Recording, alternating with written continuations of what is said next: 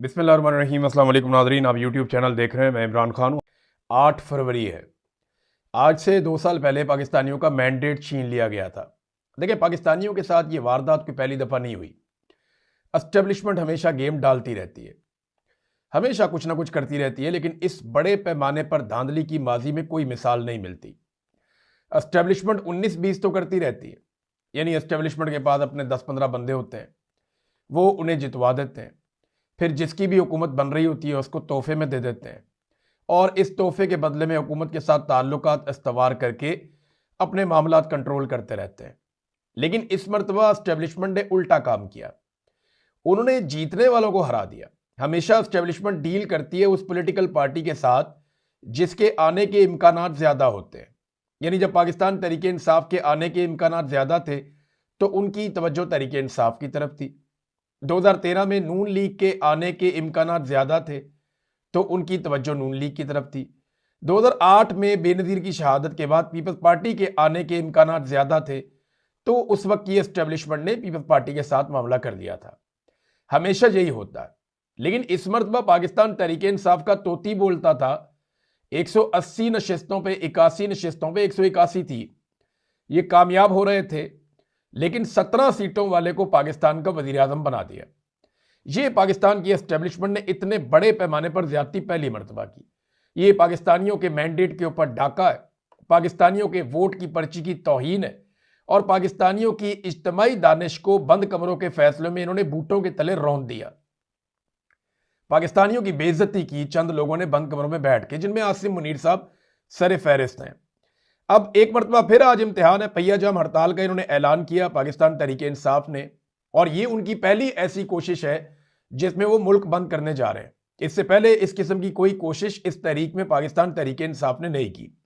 शाम तक सूरत हाल वाज़ेह हो जाएगी और मैं अगले वीलॉग में आपको बताने के काबिल होऊंगा कि पाकिस्तान तहरीके इंसाफ किस हद तक कामयाब हुई, और अगर नहीं हुई तो किस वजह से नहीं हुई।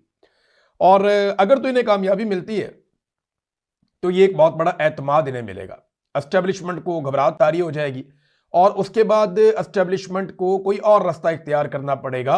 पाकिस्तान तहरीके इंसाफ का दबाव बढ़ जाएगा और उनको ये समझ आ जाएगी कि हम मुल्क बंद कर सकते हैं मुस्तकिल तौर पे भी, और फ्यूचर में वो इस प्लान को मजीद रिफाइन कर सकते हैं। अगर कामयाब नहीं होते तो फिर इन्हें सीखना पड़ेगा, दोबारा नई हिकमत अमली बनानी पड़ेगी और ज्यादा मेहनत करनी पड़ेगी। देखिए, इमरान खान ने और कोई रास्ता छोड़ा ही नहीं है लड़ाई के अलावा। इमरान खान ने कोई डील लेने से इनकार कर दिया। अभी हाल ही में दोबारा उन्हें डील ऑफर हुई है, लेकिन इमरान खान साहब डील ले नहीं रहे। देखिए, वजूहात आपको समझनी पड़ेगी। नंबर एक ये है कि एस्टेब्लिशमेंट को यह बात समझ आना शुरू हो गई है कि जितना मर्जी मारो, ये इमरान खान का जिन बोतल में बंद नहीं कर सकते। जो मकबूलियत का जिन है इमरान खान की, जैसे नौजवान उनके साथ खड़े हो गए हैं, ये इसको खत्म नहीं कर सकते। अभी एक पागलपन वाला इन्होंने कुछ अर्सा पहले फैसला किया कि हम 25 साल तक वोटर की तादाद को ले जाएंगे। इन्हें बताया गया उससे भी ज्यादा फर्क नहीं पड़ेगा। आप जेनजीज की एक तादाद को बीच में से निकाल देंगे तो बाकियों का आप क्या करेंगे? जो इससे पहले वाली जनरेशन है, जनरेशन वाई, उसका आप क्या करेंगे? जो 80 की दहाई में लोग पैदा हुए, 90 की दहाई में पैदा हुए, उनका आप क्या करेंगे? या उससे पहले वालों का आप क्या करेंगे? ये और ज्यादा रिएक्टिव हो जाएंगे और ज्यादा आप मुसीबत में पड़ जाएंगे। इनको ये बताया गया। फिर एस्टेब्लिशमेंट को यह समझ आ गई कि ना मईशत चलती है, ना मुल्क चलता है, ना फैसले हो सकते हैं, ना इज्जत ही बचती है। तो ऐसी सूरत हाल में क्या करें? तो इमरान खान को अंगेज तो करना पड़ेगा। दूसरा, देखें, एक और बहुत सीरियस इशू है जिसको हम डिस्कस नहीं करते नॉर्मली। इमरान खान ने ना रास्ता छोड़ा कोई नहीं अपोजिशन के लिए। यानी वो अगर डील ना करे तो क्या फायदा? सारी अपोजिशन फर्ज करें डील कर ले और इमरान खान ना करे तो क्या फायदा? क्योंकि इमरान खान डील करेंगे तो फिर एस्टेब्लिशमेंट जीतेगी, अदरवाइज उन्हें शिकस्त रहेगी और पाकिस्तान की आवाम जो है वो टक्कर देती रहेगी। क्योंकि आवाम इमरान खान के साथ खड़ी है, वो किसी और के साथ तो खड़ी नहीं है। इमरान खान जिसे आगे करता है लोग उसके साथ खड़े हो जाते हैं। तो एक अदम एतमाद है मौजूदा निजाम पे और हुकूमत पे, वो ठीक नहीं हो रहा मामला। फिर डोनाल्ड ट्रंप जो इस हुकूमत का माई बाप बना हुआ है, हम सब जानते हैं। जिस तरह शहबाज शरीफ साहब उनके जूते पॉलिश करते हैं, शू शाइन बॉय का एक इंटरनेशनल उनको खिताब भी मिला। जैसे आसिम मुनीर साहब, उनको डोनाल्ड ट्रंप को पसंद है, मेरा फेवरेट फील्ड मार्शल है, वो ये कहते हैं।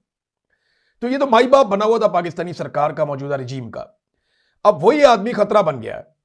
मैं कई महीनों से आपको ये बता रहा हूं कि डोनाल्ड ट्रंप से ये जिस किस्म के वादे करके आ गए हैं या जिस किस्म की कमिटमेंट्स इन्होंने डोनाल्ड ट्रंप को दे दी हैं, जैसी इन्होंने डोनाल्ड ट्रंप को यकीन दहानियां करवा दी हैं, ये कोई इतना आसान नहीं होगा उन अहदाफ को पूरा कर देना। अब डोनाल्ड ट्रंप जो है उसकी डिमांड्स आएंगी, बल्कि ऑब्वियस है कि वो आनी है, वो दबे लफ्जों में चीजें कहता भी रहता है। तो डोनाल्ड ट्रंप की बातों को पूरा करना इतना आसान नहीं। बेशक फील्ड मार्शल आसिम मुनीर का कंट्रोल बहुत अच्छा है, लेकिन सब कुछ अच्छा नहीं है। और पाकिस्तान वैसे भी एक हैरत कदा है, यहां पे कभी क्या हो जाए कभी क्या हो जाए कुछ पता नहीं होता। किस लम्हे लोग किस तरफ चल पड़े, किस जगह पे कौन खड़ा होकर क्या हरकत कर दे, ये किसी को आइडिया भी नहीं होता। तो इतना आसान भी नहीं होता चीजें करना। तो डोनाल्ड ट्रंप को मैनेज करते करते प्रेशर बहुत ज्यादा बढ़ना शुरू हो गया। इमरान खान को टैकल इन्हें करना पड़ेगा। ये जो मर्जी कर लें, जहां मर्जी चले जाएं, इनको अडियाला जेल में जाना पड़ेगा। और अब कुछ इतलात आ रही हैं मुतजाद किस्म की कि अडियाला जेल के दरवाजे से कुछ लोग गुजर के अंदर की तरफ गए हैं और उन्होंने अंदर जाने के बाद कुछ ऑफ द रिकॉर्ड बातें की हैं। और वो बातें अभी चेमगोइयां हो रही हैं शहर इक्तदार में और इस्लामाबाद रावलपिंडी के मुख्तलिफ हलकों में इस किस्म की खबरें गर्दिश कर रही हैं कि शायद एंगेजमेंट की कोशिश की गई। लेकिन ये खबरें याद रखिएगा हर उस मौके पर आ जाती हैं जब एहतजाज की कोई कॉल चल रही होती है, उसके अलावा नहीं आती। तो अगर कोई संजीदगी होगी तो पता चल जाएगा। अदरवाइज इमरान खान साहब तो डट कर खड़े हैं। वो अब तक उन्होंने एब्सोल्युटली नॉट कहा है, वो किसी किस्म की डील के लिए ज़हनी तौर पे तैयार नहीं है। नादरीन, जो दहशतगर्दी का मामला अफसोसनाक हुआ इस्लामाबाद में, उस हवाले से जो डेवलपमेंट्स हैं मैं आपके सामने रखता हूँ। नंबर एक तो आपका जो इंफॉर्मेशन मिनिस्टर है पाकिस्तान का, उसने कहा जी हुकूमत के पास कोई गैब का इल्म नहीं है कि हमलों का पहले से पता लगा लिया जाए। भाई फटे मूवी, यानी हुकूमत के पास कोई गैब का इल्म नहीं है कि पहले से पता लगा लिया जाए। तो दुनिया भर की एजेंसियां दहशतगर्दी के वाकयात को होने से पहले कैसे रोकती हैं? कैसे रोकती हैं? या आपकी जो एजेंसियां हैं वो कई दहशतगर्दी के वाकयात को रोक भी तो लेती हैं, तो उन्हें कैसे रोकती हैं? क्या उनके पास गैब का इल्म है? बेशुमार आपके पास टाउट लगे फिरते हैं जिनके पास गैब का इल्म है। वो पहले ही बता देते हैं कि अदालत ने कल क्या फैसला देना है। गैब का इल्म है ना उनके पास। वो पहले ही बता देते हैं कि अब कौन गिरफ्तार होगा, किसके लिए जमीन तंग की जाएगी। वो पहले ही बता देते हैं कि किसकी जबाबंदी की जाएगी। वो पहले ही बता देते हैं कि अब कौन सा जज फारिग होने वाला है, कौन से नया कानून बनने वाला है। ये गैब का इल्म नहीं है तो और क्या है? उनको पहले से कैसे पता चलता है? एजेंसियों का काम ये होता है। ये इंटेलिजेंस एजेंसियां हैं, कोई ट्रैवल एजेंसियां नहीं है। इन्होंने पहले से पता लगाना होता है और इनके पास ऐसे सोर्सेज होते हैं, ह्यूमन रिसोर्स होते हैं और बहुत सारे सोर्सेज होते हैं। इनको टेक्नोलॉजीज अलग अलग किस्म की दुनिया भर की लेकर दी हुई है और इनकी कमांड है पूरे मुल्क के ऊपर। हर कैमरे के ऊपर इनकी कमांड है, कंट्रोल है। हर मोबाइल फोन के डाटा तक इनकी कंट्रोल है। तो जितना कंट्रोल इनके पास है, इंटरनेशनली बहुत कम एजेंसियों के पास इतनी सहूलत होती है जो पाकिस्तान की तरफ ने इनको हर चीज दे दी है। यानी ब्यूरोक्रेट्स तक का फैसला तो ये लोग करते हैं। वेटिंग एजेंसी तक तो इनको बना दिया है कि ये फैसला करेंगे कौन ठीक है कौन गलत है। और ये शहबाज शरीफ साहब ने किया था, मैंने इसके ऊपर एक वीलॉग भी किया था। तो ये इंटेलिजेंस एजेंसियां हैं, इनका काम ही ये होता है कि कोई वाकया होने से पहले उसको रोकना। मोहसिन नकवी साहब ने देखे एक दावा किया, उन्होंने कहा कि जी 99 वाकयात रोकते हैं तो एक हो जाता है, यानी ज्यादातर वाकयात को हमारी एजेंसियां रोक लेती हैं। एक तो ये एग्जैजरेशन है, बढ़ा चढ़ा कर बयान कर रहे हैं। मैं इस बात से बिल्कुल इत्तफाक करता हूं कि हमारी एजेंसियों ने कई वाकयात जो दहशतगर्दी के हो सकते थे उनको रोका। लेकिन जिस तरह वो कह रहे हैं ना कि 99 और 1 की रेशियो है, तो ऐसा नहीं है, ये झूठ बोल रहे हैं वो। जब भी कोई दहशतगर्दी का वाकया एजेंसियां रोकती हैं तो उस वाकये की फिर खबर चलाई जाती है कि एजेंसियों ने दहशतगर्दी की कार्रवाई को नाकाम बना दिया, पहले से दहशतगर्द पकड़ लिया, बारूदी मवाद बरामद कर लिया। यह खबर बहुत कम चलती है पाकिस्तान में और दहशतगर्दी की खबर बहुत ज्यादा चलती है पाकिस्तान में। यानी ऐसा लगता है कि रेशो उल्टी है, दहशतगर्द ज्यादा वाकयात में कामयाब हो रहे हैं, एजेंसियां कम वाकयात को रोकने में कामयाब हो रही हैं। यानी मैं ये इसलिए कह रहा हूं, देखिए 12 शहरों पे एक साथ अटैक हो गया, इतना बड़ा अटैक प्लान भी हो गया, एग्जीक्यूट भी हो गया, वो पहुंच भी गए, हमला भी हो गया। और हमला होने के बाद आपको पता चलता है कि हमला हो गया। पूरी की पूरी ट्रेन यरगमाल बना ली, बार बार शहरों को यरगमाल बना लेते हैं, सड़कें बंद करके लोगों को लूट लेते हैं, बल्कि कत्लेआम कर देते हैं, वहां पे अगवा कर लेते हैं लोगों को। तो ये सारी चीजें पाकिस्तान में हो रही है ना। फेडरल कैपिटल के अंदर 2 खुदकुश धमाके हो गए 3 महीने के अंदर, बहुत अफसोसनाक वाकया है। और देखिए मैं एक बात आपको बताऊं, ये जो इंटेलिजेंस एजेंसियों की और सिक्योरिटी फोर्सेस की जॉब होती है ना, बड़ी थैंकलेस होती है। ये अच्छा काम करते रहते हैं ना तो इनको शाबाश थोड़ी बहुत मिलती रहती है, रूटीन का काम चलता है। लेकिन जब ये कोई गलती करते हैं तो इनको उसकी सजा भुगतनी पड़ती है। देखिए सवाल ये नहीं है कि ये क्या काम कर रहे हैं, कितना काम कर रहे हैं। सवाल ये है कि जिस काम के लिए इनको भर्ती किया गया ये सिर्फ वही काम कर रहे हैं, तो जवाब है कि नहीं। जब आप इनसे गैर आईनी गैर कानूनी काम लेते हैं, इनके हलफ की खिलाफ वर्जी इनसे करवाते हैं, तो फिर आप इन्हें अकाउंटेबल नहीं कर सकते कि आपने अपनी ड्यूटी ठीक तरीके से नहीं की। मैं फिर समझाता हूं आपको। मोहसिन नकवी कह रहे हैं कि दहशतगर्दी के कुछ वाकयात रोके भी हैं। मैं मानता हूं जितने वो कह रहे हैं उतने तो नहीं, लेकिन दहशतगर्दी के वाकयात हमारी इंटेलिजेंस एजेंसियां रोकती भी हैं। ऐसा नहीं है कि बिल्कुल ही नाकाम है, लेकिन बहुत सारे वाकयात इसके बावजूद होते चले जा रहे हैं। जो वाकयात होते चले जा रहे हैं उन पे हम किसी को अकाउंटेबल इसलिए नहीं ठहरा सकते कि जिन लोगों की ये जिम्मेदारी है उनसे हम गैर आईनी और गैर कानूनी काम ले रहे हैं और उनसे लगातार उनके हलफ की खिलाफ वर्जी करवा रहे हैं। हम उनसे अब ब्लैकमेल हो गए, उनसे अब जवाब कैसे मांगे?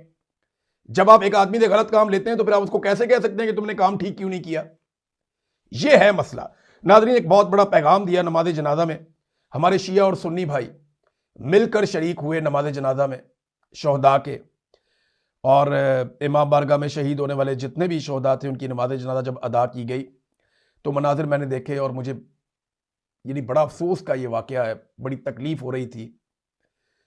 लेकिन एक बात है कि बड़ा ज़बरदस्त पैगाम दिया पाकिस्तानी भाइयों ने। शिया और सुन्नी ने मिलकर नमाज जनाजा अदा की और इससे एक बड़ा मैसेज गया। लेकिन इस नमाज जनाजा में फील्ड मार्शल भी नहीं आए। इस नमाज जनाजा में मैंने शहबाज शरीफ और नवाज शरीफ को भी नहीं देखा। तो इन्हें नवाज शरीफ और शहबाज शरीफ को और ये बाकियों को ये जाना चाहिए था इस नमाज जनाजा में। देखें ना, फील्ड मार्शल साहब ने पिछले दिनों नवाज शरीफ के नवासे की शादी में 3 घंटे उनके घर गुजारे। क्या किसी और शहीद के घर में उन्होंने इतने घंटे गुजारे? मेरा सवाल है, क्या किसी शहीद के घर के अंदर उन्होंने इतने सारे घंटे गुजारे हैं फील्ड मार्शल ने, जितने घंटे उन्होंने नवाज शरीफ के नवासे की शादी में गुजार दिए?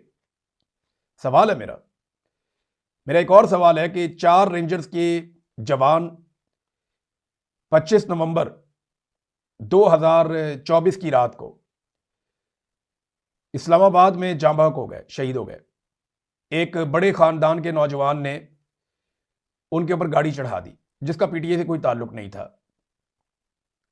तो इसका मलबा पीटीआई पे डाल दिया गया और अगले दिन हमने एक मंजर देखा कि फील्ड मार्शल आसिम मुनीर और शहबाज शरीफ साहब आंखों में अंगारे लिए हुए एक साथ कंधा दे रहे हैं रेंजर्स के जवानों को, क्योंकि पीटीआई पे डाल दिया था। एक पॉलिटिकल मामला बन गया था और फिर पीटीआई के लोगों का कत्लेआम भी हो गया। उसके बाद हमने देखा ये पीटीआई के नौजवानों का कत्लेआम भी हुआ वहां पे डी चौक में। तो इस तरह का मंजर हमने दोबारा कभी क्यों नहीं देखा? कई हमारे जवान शहीद हुए, बॉर्डर पे शहीद हुए, कभी हमने इस तरह दोबारा देखा कि वजीर आजम ने और आर्मी चीफ ने ऐसे कंधा दिया हुआ आंखों में अंगारे लेकर? वो रात पीटीआई ने नहीं मारा था, लेकिन पीटीआई के खाते में डाल के आपने ये सारे मनाजिर देखे थे। मैं अब इसमें क्या कहूं आपको? जब सारे के सारे आवे का आवा ही बिगड़ा होगा, सारे पॉलिटिक्स के चक्कर में पड़ जाएंगे, तो फिर मुल्क को कौन संभालेगा? मोहसिन नकवी ने एक एतराफ किया, ये बात अच्छी है। उन्होंने कहा जी दहशतगर्द हमले के मास्टरमाइंड को 12-13 घंटों के अंदर अंदर सीटीडी खैबर पख्तूनख्वा ने पकड़ लिया। तो देखें ना, एक बात तो दुरुस्त हो गई ना कि DGISPR जो कहते हैं, बाकी लोग ये कहते हैं कि खैबर पख्तूनख्वा की हुकूमत दहशतगर्दी के खिलाफ कार्रवाई नहीं करना चाहती है, वो करती नहीं है, तो वो तो गलत हो गया। खैबर पख्तूनख्वा की पुलिस ने, CTD ने कार्रवाई करके मास्टरमाइंड को पकड़ा, लेकिन ये शख्स पहले पकड़ा जाना चाहिए था। इन लोगों के खिलाफ पहले एक्टिविटी होनी चाहिए थी, दहशतगर्दी का वाकया होने से भी पहले। नाज़रीन, अब आप आ जाएं जरा, ये जो बसंत के मामला चल रहे हैं, थोड़ा सा मैं आपको इसके बारे में भी बता देता हूं कि लाहौर में बसंत लोग मना रहे हैं और कुछ हवा चली, उसके बाद हमने देखा पतंगे उड़ी। कुछ इलाकों में बसंत की अच्छी रौनक लगी है, लेकिन कुछ इलाकों में बिल्कुल ही रौनक नहीं है, बहुत कम है रौनक। जो बसंत हम मनाते थे ना, मैंने अपने दोस्तों से रब्ता किया, मैंने पूछा उनसे, मैंने कहा कैसा चल रहा है? बड़े खुश हैं, सारे बसंत मना रहे हैं। और मैं हमेशा से इस बात का हामी हूं कि एक महफूज बसंत होनी चाहिए। ना सिर्फ महफूज बसंत होनी चाहिए, बल्कि इसमें एक कंपटीशन होना चाहिए लोगों में, ताकि इसकी कीमत भी आसमान के साथ जाके ना लग जाए, आम आदमी और गरीब आदमी भी बसंत मना सके। इसमें आप बेशुमार मल्टीनेशनल कंपनियों को इन्वॉल्व कर सकते हैं, वो इनको बांट सकते हैं गरीबों के अंदर, मेले हो सकते हैं, बहुत सारी चीजें हो सकती हैं। प्राइवेट सेक्टर इसको कर सकता है। गवर्नमेंट की सतह पे जश्न अभी सूट नहीं कर रहा है, इसलिए कि इस्लामाबाद में एक बड़ा अनफॉर्चुनेट इंसिडेंट हो गया। जो बसंत हम मनाते थे ना, उसकी 25% बसंत मुझे मेरे दोस्त कह रहे हैं कि उस लेवल की है, उससे भी कम है। हो सकता है आने वाले सालों में अच्छी हो जाए, और मैं उम्मीद करता हूं ये अच्छी होनी चाहिए, किसी भी हुकूमत हो। ये फेस्टिवल बड़ा शानदार है, इसको करवाना चाहिए, लोगों को खुशी मनाने का मौका मिलना चाहिए। कोई भी हुकूमत हो उसे करवाना चाहिए। पाकिस्तान तहरीक इंसाफ की हुकूमत ने यह फैसला किया था, वो ये करवाने लगे थे। मैं बड़ा खुश था उस वक्त कि एक महफूज बसंत आएगी जिसमें लोगों के गले नहीं कटेंगे और बंदोबस्त हुकूमती सतह पे होगा।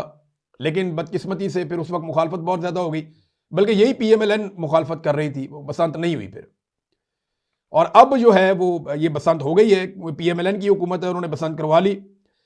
लेकिन आम आदमी नहीं कर पाया। उसकी वजह यह है, नंबर एक तो महंगाई है। वो बेचारा गरीब आदमी खरीद नहीं सकता। जो गुड्डी हम 10-12 रुपए की लेते थे वो आज 800 से 1000 रुपए तक मिल रही है, बहुत महंगी हो गई, बहुत सारी गुड्डियां मिल ही नहीं रही। फिर ये ऑर्गेनिक नहीं है, हुकूमत ने इसको सारे को अपने जकड़ लिया सारी चीज को। तो ये ऑर्गेनिक होता ना, लोगों की तरफ से इनिशिएट होती चीज तो ज्यादा उसका मजा आता और ज्यादा बेहतर होती। फिर एक चीज और है कि ये लोगों का नहीं, हुकूमत का त्यौहार है यानी, और इसमें कंपटीशन नहीं है। जब बहुत सारे ताजिर होते हैं, बहुत आप लोगों को अलाउ कर देते हैं वक्त से पहले, तो बहुत सारे लोग गुड्डी बनाते हैं। जब मार्केट में ज्यादा सप्लाई आती है, सप्लाई जितनी ज्यादा होगी ना उतनी ज्यादा उसकी डिमांड कम होगी और फिर कीमत कंट्रोल हो जाएगी। तो ये एक डिमांड एंड सप्लाई का भी मामला था। लेकिन लोगों के चेहरों पे खुशी आई है लाहौर की सतह पे। लेकिन ये जो इंसिडेंट हुआ एक इस्लामाबाद में, उसकी वजह से काफी लोग तकलीफ में है। ये भी एक वजह है कि बसंत पे उस तरह की रौनक नहीं हुई जैसे पहले हो जाती थी। हुकूमत को ये लगता है कि मेले ठेले दिखा के इस तरह की चीजें करके वो लोगों को इमरान खान से दूर कर देंगे। देखिए ना, कभी कहते हैं बसंत आ गई, कभी कहते हैं कोई मेला आ गया, कभी कहते हैं लोग कॉन्सर्ट में गाना सुनने आ गए, कभी कहते हैं जी ईद आ गई, लोगों ने शॉपिंग कर ली, कभी कहते हैं जी लोगों ने बकरे कुर्बान कर दिए, कभी कहते हैं जी फलाना इवेंट हो गया, कभी कहते हैं जी फलाना इंसिडेंट हो गया, कभी कहते हैं जी मस्जिदों में रश लग गया, लोगों ने रोजे रख लिए, लिहाजा लोग इमरान खान से दूर हो गए। और भाई इन चीजों से कोई इमरान खान से कैसे दूर हो जाएगा? तमाम नॉर्मल लोग ये सारी चीजें करते हैं। लोगों को हक है कि वो अपने आप को एंटरटेन करें। लोग आपके साथ नहीं खड़े। प्रॉब्लम ये है, आप आज फैसला करते नहीं इमरान खान को लोग भूल गए क्योंकि लोग बसंत पे गुड्डी उड़ा रहे हैं। क्यों जी, कैसे भूल गए इमरान खान को? आप कल अपना जलसा भी रख लें, इमरान खान का भी रख लें, 5 मिनट में फैसला हो जाएगा। आप रख लें ना, एक हफ्ता ले ले और मीनार पाकिस्तान पे जलसा कर दें। इमरान खान को आप 24 घंटे दे दें और मीनार पाकिस्तान पे जलसा करवा लें। आप एक हफ्ते की मेहनत अपनी एक तरफ कर लें और इमरान खान को 24 घंटे दे दें, आपको जमीन आसमान का फर्क पता चल जाएगा। अगर 10 गुना जलसे का फर्क ना हुआ तो मैं सहाफत ही छोड़ दूंगा। मुझे भी पता है ना इस वक्त क्या सूरत हाल है ग्राउंड के ऊपर। तो ये है आप एक इवेंट को इधर का कोई उधर का उसको ला के ये किस किस्म का आप बयानियां बनाते हैं, बेवकूफ बनाते हैं लोगों को अपने आप को, कि क्योंकि लोग गुड्डी उड़ा रहे हैं लिहाजा लोग इमरान खान से नफरत कर रहे हो। मैं लाहौर में होता और ये इस्लामाबाद वाला इंसिडेंट ना हुआ होता तो मैं मौके से फायदा उठाता। मैं बचपन से पतंगबाज हूं, हो सकता है मैं भी गुड्डी उड़ा रहा होता वहां पे, मैं भी पतंगबाजी कर लेता वहां पे, मैं कर लेता। ज्यादा इम्कान थे अगर ये इस किस्म का अफसोसनाक वाकया ना होता तो इसमें क्या है, कोई भी आदमी ये कर सकता है। लेकिन क्योंकि पाकिस्तान तहरीक इंसाफ ने इस दिन में एक पहिया जाम हड़ताल की कॉल भी दी हुई है, तो इस वजह से उनके लोगों को तो बहुत मोहतात रहना पड़ेगा। उन्हें अपना जो आज का दिन है उसे कामयाब करना पड़ेगा, इसी से उनके कॉन्फिडेंस में इजाफा होगा। नाज़रीन, मैं आपको एक और अजीब चीज बताता हूं। देखिए, एक तरफ तो एजेंसियों पे हम कहते हैं जनाब कि वो रोक रही हैं, नहीं रोक पा रही, उनकी नाकामी हो रही है। क्यों हो रही है? तो ये आज के दिन तक, ये कल के दिन तक मैं आपको बता रहा हूं कि ताजिरों से बयानात जारी करवाए जा रहे थे कि हमारा 8 फरवरी की हड़ताल से कोई ताल्लुक नहीं है। ये कौन लोग करवा रहे थे? कौन दबाव डाल रहा था ताजिरों पे कि ताजिर ये अनाउंसमेंट करें कि हमारा 8 फरवरी की हड़ताल से कोई ताल्लुक नहीं है? जब एजेंसियां इन कामों पर लगी होंगी तो असल काम कैसे करेंगी? यही सवाल है जो बार बार मैं पूछता हूं। नाज़रीन, मुस्तफा नवाज खोखर साहब ने एक स्टेटमेंट दिया, वो स्टेटमेंट मैं आपके सामने रखता हूं। उन्होंने कहा इस वक्त पाकिस्तान को 3 बड़े बहरानों ने जकड़ रखा है। नंबर 1 उन्होंने कहा कि सिक्योरिटी का बहरान है, दहशतगर्दी वाला। नंबर 2 सियासत का है। नंबर 3 मईशत का है। और किसी में भी कोई वाज़ेह और संजीदा पॉलिसी नहीं है। देखिए, मैं थोड़ा सा इख्तलाफ करता हूं माजरत के साथ। सियासत और मईशत आपस में जुड़े हुए हैं। एक मसला दहशतगर्दी का है, एक मसला सियासी इस्तेहकाम का है। वो आ गया, मईशत भी ठीक होना शुरू हो जाएगी। जो तीसरा और चौथा मसला है ना, उनमें एक मसला बहुत बड़ा जिसे हम भूल जाते हैं, वो क्लाइमेट चेंज का है, जो पाकिस्तान को बहुत बुरी तरह बर्बाद कर रहा है। इससे पूरी कौम को लड़ना पड़ेगा, मेरी बात आप लिख कर रख लें। और चौथा मसला जो है वो पोलराइजेशन है, जो नफरत हमने बो दी है ना लोगों के बीच में, ये एस्टेब्लिशमेंट ने किया कि इनको लड़ाओ और इनके ऊपर रूल करो। इससे आपको जान छुड़ानी पड़ेगी। ये हैं 4 पाकिस्तान के सबसे बड़े मसले, जिनसे जान छुड़ाए बगैर आप आगे नहीं बढ़ सकते। इमरान खान के केसेस वैसे तो नाजरीन, इनकी अपीलें हाई कोर्ट में नहीं लग रही। इमरान खान साहब जो केसेस हाई कोर्ट में अपने लगवाना चाहते हैं, लेकिन सेम टाइम में आप देखें कि इमरान खान के 13 केसेस समाअत के लिए सुप्रीम कोर्ट में लग गए। अब ये अपीलें हैं हुकूमत की इमरान खान के खिलाफ, यानी इमरान खान ने जो फैसलों के खिलाफ अपीलें की हुई हैं वो नहीं लगती हाई कोर्ट में, लेकिन इमरान खान के खिलाफ जो अपीलें होती हैं, मिसाल के तौर पे ये बुशरा बीबी की जमानत और इमरान खान की जमानत के खिलाफ पंजाब हुकूमत ने अपील की हुई है। अलकादर केस में इमरान खान की जमानत के खिलाफ नैब की अपील आई हुई है। साइफर केस में इमरान खान और शाह महमूद कुरैशी की बरीयत के खिलाफ एक अपील आई हुई है। तो ये सारी अपीलें 9 फरवरी को अब सुप्रीम कोर्ट ऑफ पाकिस्तान में लग रही है। आप अंदाजा करें कि इमरान खान साहब अपील करते हैं, हाई कोर्ट में नहीं लगती, सिस्टम अपील करता है तो सुप्रीम कोर्ट ऑफ पाकिस्तान में भी लग जाती है। नाज़रीन, आप लोग आज के दिन में, क्योंकि एक बसंत भी हो रही है वहां पे लाहौर में, तो मैं जाते जाते आपको एक छोटा सा तोहफा सुना जाता हूं और माजरत भी कर लेता हूं जिनके बारे में मैं सुना रहा हूं। जवाद अहमद साहब ने एक बात की है, उन्होंने कहा जी नूर जहां मेरा गाना सुनकर आबदीदा हो जाती थी। जवाद अहमद साहब मुझे माफ कर दीजिएगा, क्योंकि मैं भी आपके गाने सुन लेता था, मुझे एक दो बड़े पसंद भी थे, लेकिन मुझे म्यूजिक की अलिफ बे का भी नहीं पता, मौसीकी की मैं नहीं जानता। मगर नूर जहां के बारे में आपने जो दावा किया कि वो आपके गाने सुनकर आबदीदा हो जाती थी, वो वाकई मेरे ख्याल में ये सोचकर आबदीदा हो जाती होंगी कि ये भी गाता है और लोग सुनते भी हैं। मैं माजरत चाहता हूं आपसे, अगर आपकी दिलदारी हो रही है तो आप बड़े कॉन्फिडेंस के साथ नाम ले लेते हैं बड़े बड़े लोगों के। सियासत में आप आए हैं, आपको 1000 वोट टोटल नहीं पड़ता, आप इमरान खान को जफ्फा डालते हैं सीधा। मौसीकी में आप आए हैं, आपको खुद पता होना चाहिए कि आप कैसे गुलकार हैं, आप डायरेक्ट नाम लेते हैं मेहंदी हसन का और नूर जहान का, जिनका नाम लेने से पहले अच्छे अच्छे फनकार, अच्छे अच्छे उस्ताद जो हैं वो कई दफ़ा सोचते हैं। तो बड़ा कॉन्फिडेंस है जनाब। मैं जवाद अहमद साहब के इस किस्म के कॉन्फिडेंस से मैं हैरान हो जाता हूं। तो नाजरीन, अब तक के लिए इतना ही। अपना ख्याल रखिएगा, अपने इस चैनल का भी। अल्लाह हाफिज़।